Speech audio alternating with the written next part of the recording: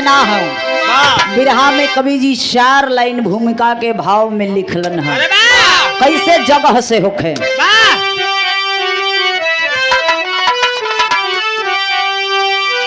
मेरु पर्वत पर तप करते ब्रह्मा मगन, मन में सृष्टि का अनमोल उद्गार था।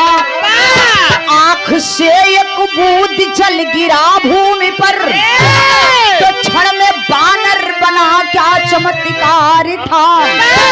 पाकर यशीष ब्रह्मा का बानर बली, अरे बन में फल फूल खा पेट भरने लगा। मान करके पिता अपने ब्रह्मा को उनकी सेवा मुदित मन से करने लगा।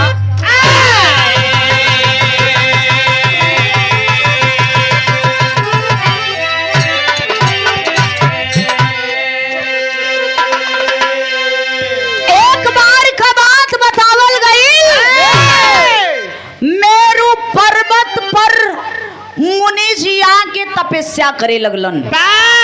मन में सृष्टि का सोचा कि सृष्टि का उद्धार कैसे हुई, सृष्टि का रचना कैसे हुई।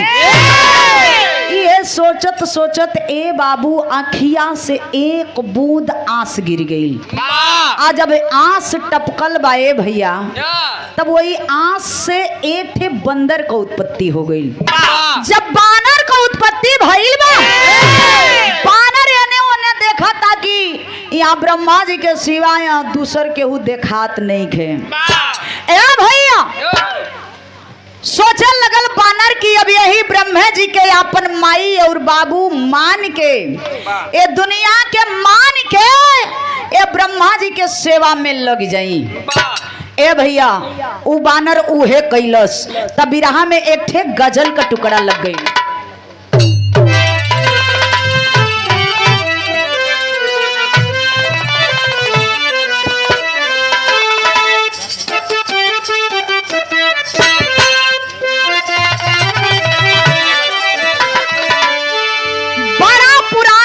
नमूना बा कोनो लइका कोनो लइकी के देखलस त कलस आए हाय हाय हाय, क्या खूबसूरत भगवान तुझे बनाया है। क्या इसकी आंखें है। हाँ गजब आदमी बनाया। अरे तन देखा तू गावे कहाँ आयल हुआ तन। अच्छा वहाँ के बात कहत हुआ। कहाँ का बात करत हुआ? तो ये खोल के कल करा हमके देख के कहबा तो काम गड़बड़ा जाए। तब तो आज का हाँ खत्म। तो समझ ला कि एक छटकल तब बोल लेके चलत है, तो समझ ला कि पूछल छोड़ दई बा। कोनो लइका कोनो लइकी के देख के कहलस का कहे का हो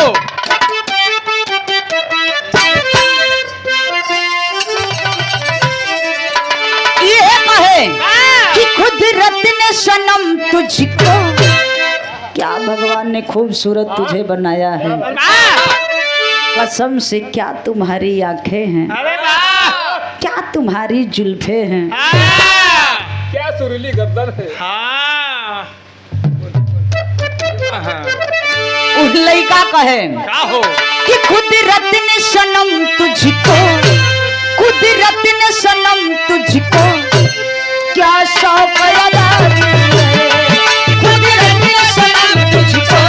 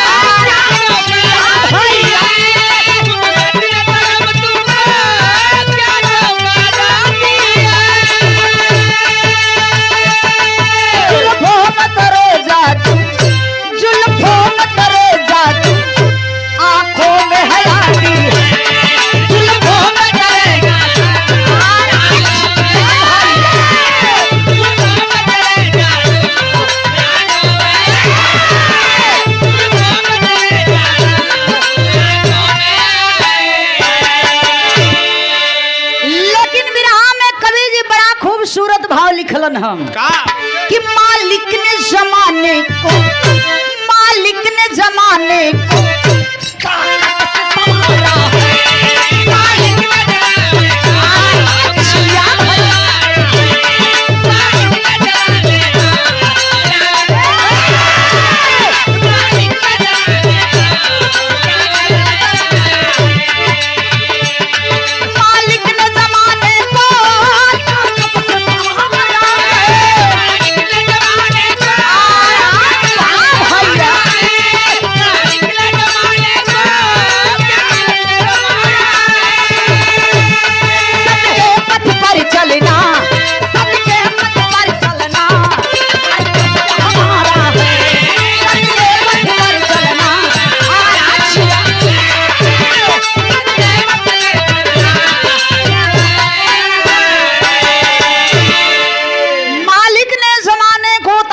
संवारा है। संवारा है और हम मालिक ने जमाने को ताकत से संवारा है। सत्य के पथ पर चलना कर्तव्य हमारा है। विरहा में कभी संकेत के नजम का लाइन लगल विरहा का कहानी शुरुआत हो गई।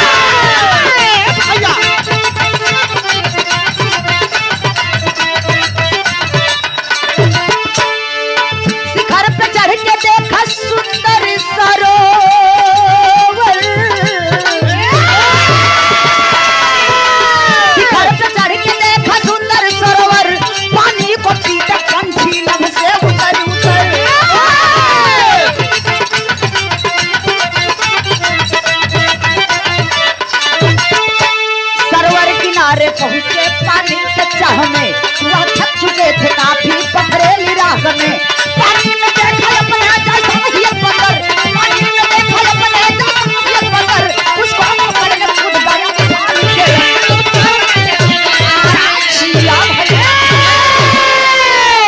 अच्छा तक कहानी के समझ ली। उस जवन ब्रह्मा जी के आंख से आंस चुअल रहे, जोन बंदर का उत्पत्ति भइल रहे, वो बानर देखत बा ब्रह्मा जी के सिवा यहाँ कोई नहीं खे। ब्रह्मा जी के अपन माई बाबू मान के लगल सेवा करे।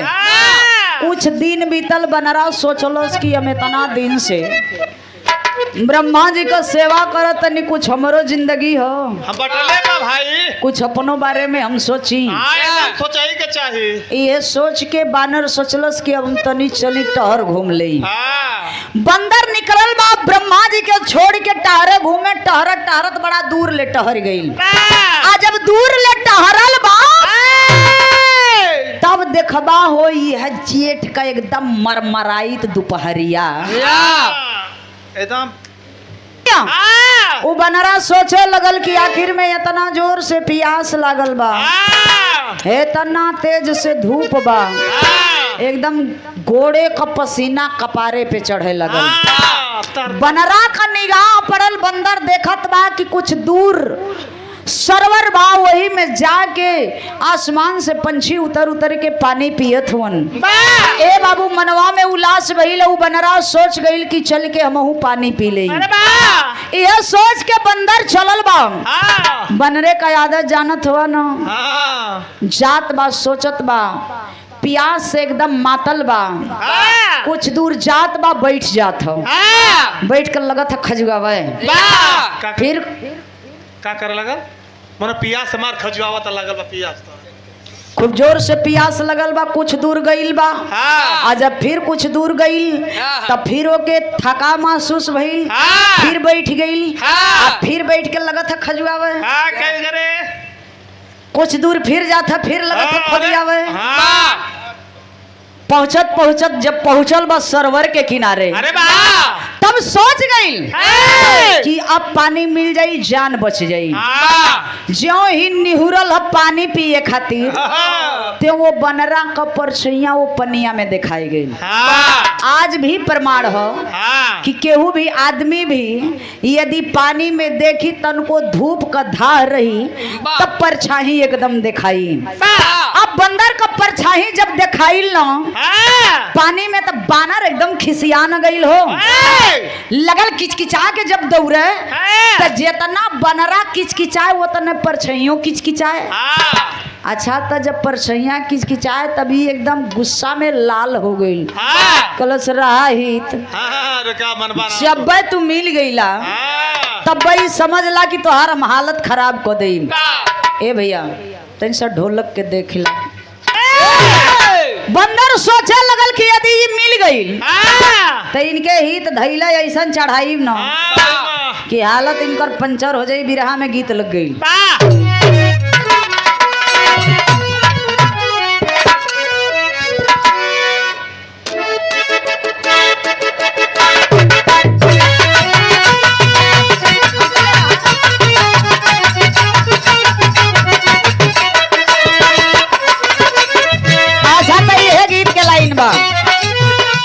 कौनो मेहरारू का दुख बा अपना सहेली से बतावे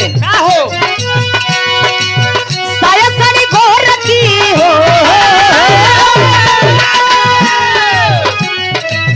जानत हुआ 3 गो सहेली रहली, तीनों का इकट्ठे बियाह हो। गवने गईली सा रुका हो गवने गईली सा जब गवने से वापस अली सा तीनों सखी मिलली। आज जब तीनों सखी मिली तो खाची या खुरपा लेके चल देली प्रधान जी के रहर में। घर रोज दीवानो साहब यही जबानो दीवान साहब के रहर में जब चलली हंस तीनों सहेली घास गढ़े गोपाल भैया खाची खुरपा धोए के या तीनों सहेली मिल के बतियाव तड़ी की का ये सखी गईरल त खूब नोन गुदरी कटल हो न। एगो कहतिया का बताइए सखी बार तो जिंदगी जवाल हो गइल बा। का हो गइल दादा? कलश का भइले सखी? कहीं का बताइए सखी किस्मते फूट गइल बा। मुअल चाम पीटेला पर पीटेला दिल बट लगरी पसार के सूत जाला। वो तो जल्दी पिटबो न कर मुगल शाम पिटेला कली। हाँ हो हमर दुलावा ढोलक न बजावेला बजावेला बिराह में दिन बट्टा करी पसार के सूतेला। हरियर पाई त का कर ए 200 रुपए से सम्मानित किया गया। बहुत बहुत प्रणाम आशीर्वाद के चाहत बा। दूसर की कल ये सखी मान लाइन कर त ठीक बा ढोलके बजावेला तो हार का करेला का बताइए सखी? हमार तो ओकर तो ठीक बा लेकिन हमारे ऐसा दशा बा ये सखी तो रात भर चैनल चलावेला जाग जाग के भी रहिया वो बिरन के जाए आके दिन भर टांग पसार के सुती है सखी।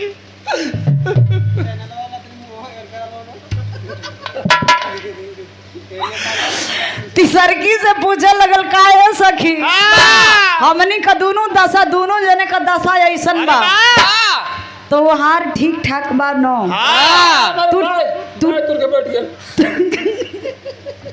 तू ठीक ठाक बाड़ू नो। तिसरकी लगा एकदम पका फाड़ के रवे कलश का बताइए सखी? बताओ रो मत अरे हमारे राजा जी को तो आर तो सिंगले बाड़ू लो लेकिन हमार का बताइए सखी जाला बिरहा गावेला वार मत तकिया लो कला से सखी हमारे वाले का दशा ऐसन बा तो हम लोग तो सिंगल बाड़ू। हम सोचली कि मर्दे का अकेले मेहरारू रहो लेकिन वो एक ठे ना दुई ठे ना ए सखी वो 3 गो के फेरा में हो उ तीसर की रोवत हियो बतावत हियो।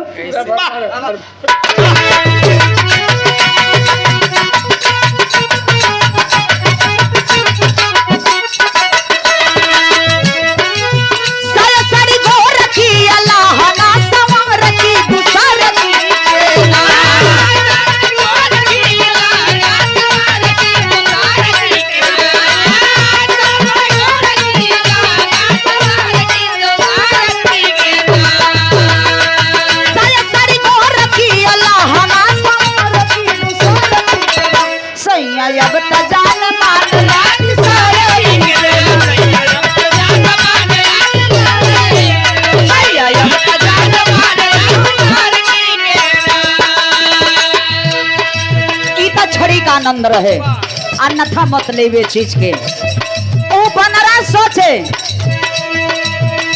सोचे वो पनिया में जाई के खिसियाई के कूदल बा तो सोचता कहाँ महराई लिया बही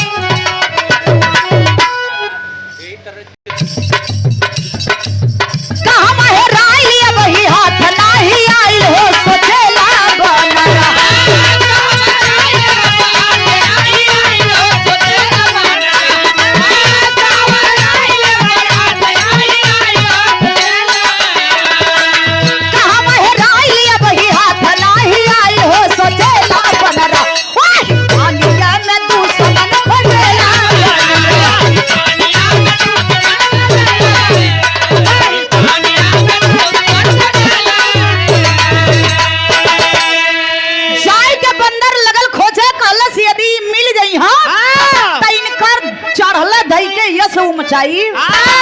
हड्डी बड्डी कुल टूट जाई। बानर का जात न हो यहाँ बिरहा के शैली में बतावे के पड़ल। अरे विधानवा कैसन रचल ब्रह्मा हो विधानवा कैसन ब्रह्मा रचल बानर नीर से बाहर पावत नारी तना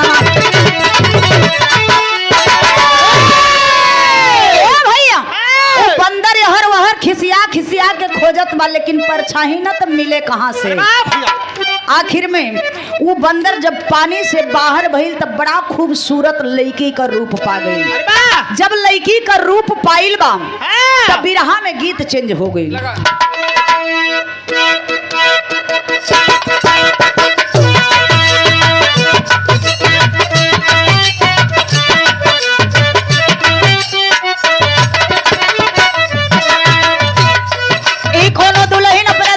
कहत रहे का कहे का हो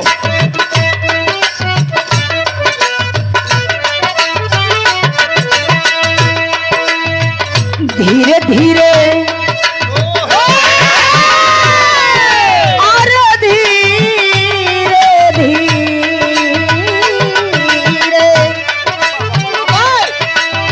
ए राजा जी हो धीरे धीरे फेरी ही करवटिया सुनाए पिया चरकाता हटिया धीरे धीरे करवटिया सुनाए पिया चरकाता हटिया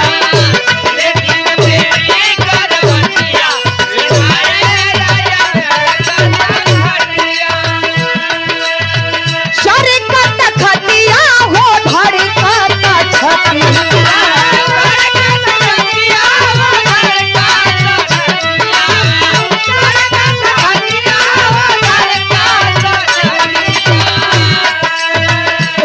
नहीं मानत हमर बतिया।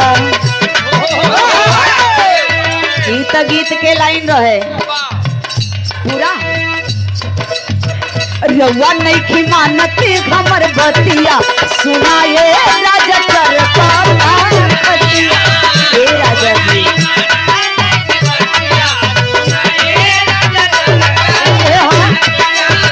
रउआ नहीं मानत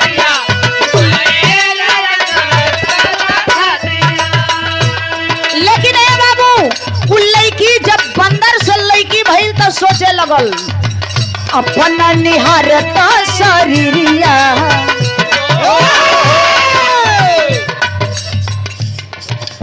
बिरहा के हम तो कुछ देवे लायक ना है, लेकिन माई से प्रार्थना रही कि आपके कलाकारी में चार चांद लगे। तब लड़की लगल सोचे का हो अपन निहारता शरीरिया लगाता भारी मनवा में तेरिया। तो का हो पैसा अगर तो का अपन निहारता शरीरिया लगाता भारी मनवा में तेरिया।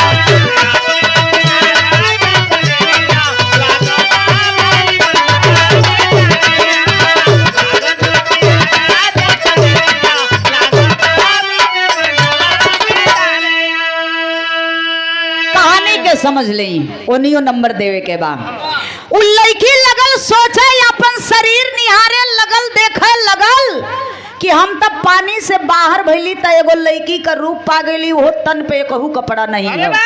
मन में घबराहट होखे लगल, मनवा मन सोचे लगल, सोचत ये कि यदि ये रास्ता से केहू आ जाई त धैले इज्जत चल जाई।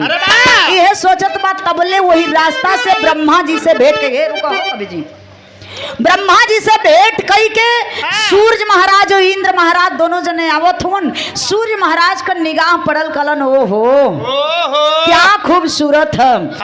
सूर्य महाराज इंद्र महाराज लखत हुन वो लड़की के। जब लड़की के लखे लगलन देखे लगलन, सूर्य महाराज कलन की हमार ह, इंद्र महाराज कलन की नहीं हमार ह। लगलन दोनों जने आपस में ताक झाक करे लगलन। जब एकदम दोनों लोग डिस्टर्ब हो गईलन, सूर्य महाराज कलन देखा भाई तू देखले बड़ा हमहू देखले बनी, तो एगो काम करा चला लड़ाई करल जाई, जे जीत जाई ओकर ही बन जाई। इतना बात जब दोनों जने आपस में लोग जब समझे लगलन हम तो यहाँ माता बहन वाली गीत लग गई।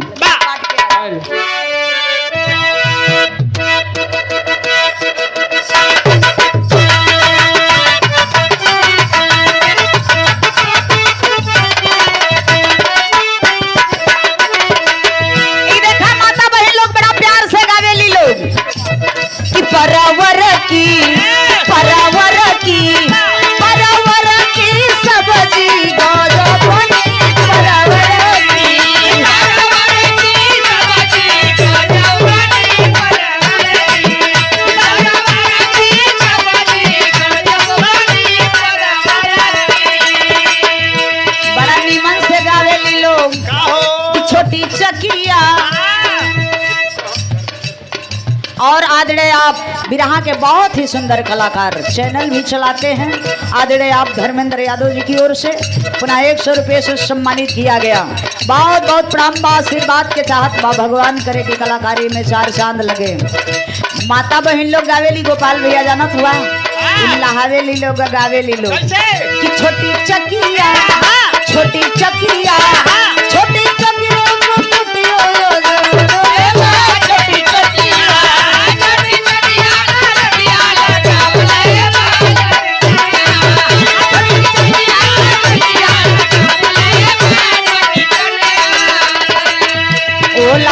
कैसे जानत हुआ कैसे दुल्हा के समधी के यगुआ के बर्तिहन के हाउ करेला कि ना आवेला कि ना आवेला कि ना आवेला कि ना पैसा रखेला कि ना रखे आवेला कि ना हाउ टोला भाई टोला कहो पगले हो लोग का कुछ भल का। अरे तो गोपाल गाड़ी न हो। हाँ अच्छा लोग तो इतना प्यार से गरियावे ली हाँ, बड़ा सुंदर एक लगेला। ए तरह केहू गाड़ी दे तो समझला कि लाठी लौर चल जाई, हाँ। लेकिन वो तरह लोग गाड़ियों दी हैं लोग आ गाड़ी का गवाही पैसों ली हैं लोग। हाँ। इतना सुघर लगेला ई लोग का नीमन इतना गाड़ी लगेला। तो यहाँ देखी यहाँ का बात इज्जत छोड़ दा लोग। अब देखा वो लड़की इंद्र महाराज और सूर्य महाराज के दोनों जन के समझावे लगल। का कहे का हो कि तनी धीर धरा तनी धीर धरा करा नमोना मारी तनी धीर धरा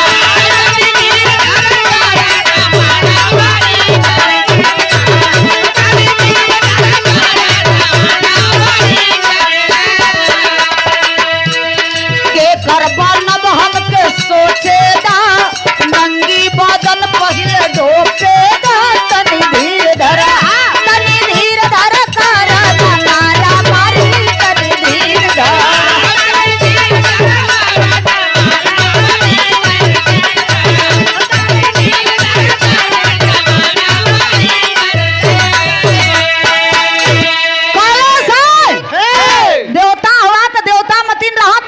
सोचेदा कि अपन उघार बदन पहले ढोपेदा।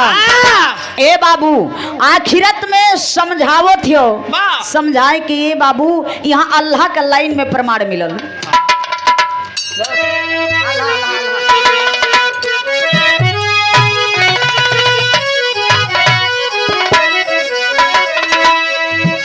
देखा गोपाल भैया जब प्यार का भूत चढ़ेला ना तो उतरेला ना हो तो कुछ देखेला ना कुछ तो वह बात कवि जी लिखले होन कैसे हो कि अरे अंधा होई जाल लोगवा।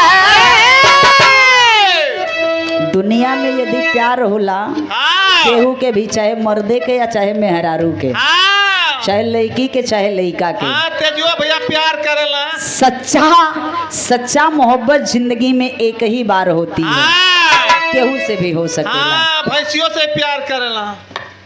हाँ हो तो वह बात कवि जी लिखलन हम कैसे कि अंधा होई जाल लोगवा रोग बढ़ी जाला बाबू।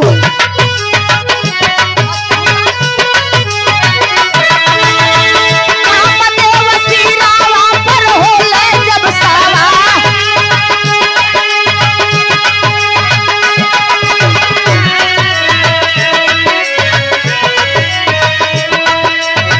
बड़े बड़े जोगी ऋषि मुनि डिगी गइल बाबू।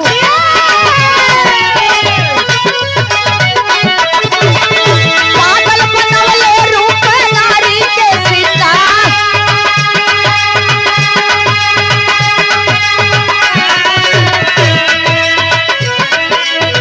सुंदरी के तन से पैदा कैल दूल्हा लौटाव बाबू। दुनिया में दिहली माई बाबू के दूल्हा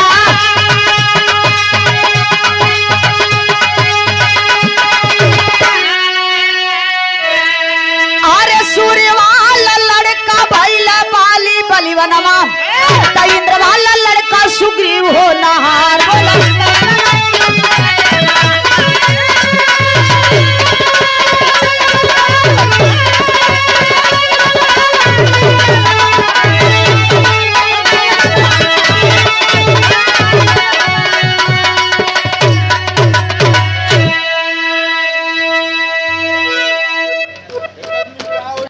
सॉरी सूरज महाराज का और इंद्र महाराज का दोनों जन का निशानी पैदा भइल। आज जब निशानी पैदा भइल तो सूर्य महाराज का पुत्र का नाम बलि और इंद्र महाराज का पुत्र का नाम सुग्रीव बतावल गई। जा करके तपस्या दोनों लोग करे लगलन। लास्ट लाइन में बतावे के पड़ल।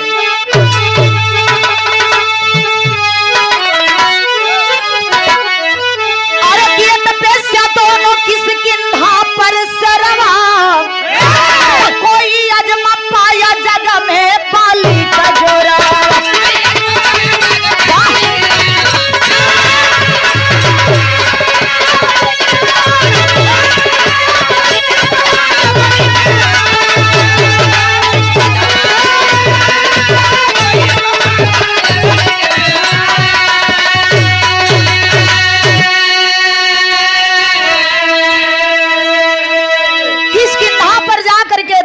बाली और सुग्रीव दोनों तपस्या करते हैं।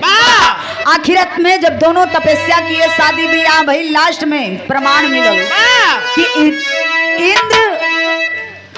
इंद्र जौन बा बाली और सुग्रीव दोनों लोग जब आपस में का बोलो तपस्या कैलन। तपस्या कैले के बाद में ए बाबू सुग्रीव का मेहरारू उनकर बड़ भाई राख लेलन। जब राख लेलन और प्रमाण मिलल कि पुरुषोत्तम श्री रामचंद्र जी का जब वनवास भइल वन में सीता हरि गईली।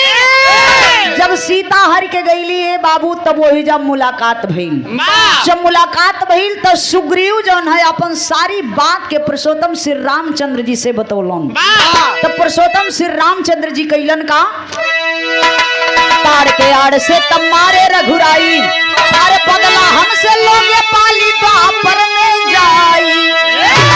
अरे आधा को प्याधा मारे मिटल कुल के पुरवा, तो कोई नया जमा पाया जगह में पाली के जोरवा।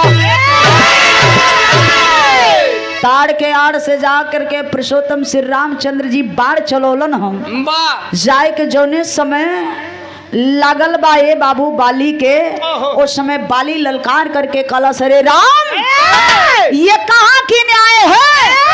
लोग तो आपको पुरुषोत्तम श्री रामचंद्र जी के नाम से पुकारते हैं, लेकिन ये कैसा न्याय है? पुरुषोत्तम श्री रामचंद्र जी जाके सामने खड़ा भइलन, कलन की बाली तुम टेंशन मत लो, मैं द्वापर युग में जब मेरा कृष्ण अवतार होगा तो तू बहेलिया के रूप में होगा।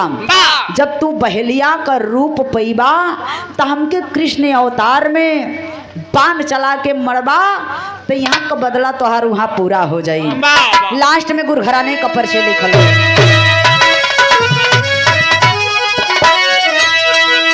गुरु बिहारी गुरु गणेश गुरु रामलाल मुरबाका, अरे स्वर्ग कवि चंद्रिका बच्चन कवि जनपदा।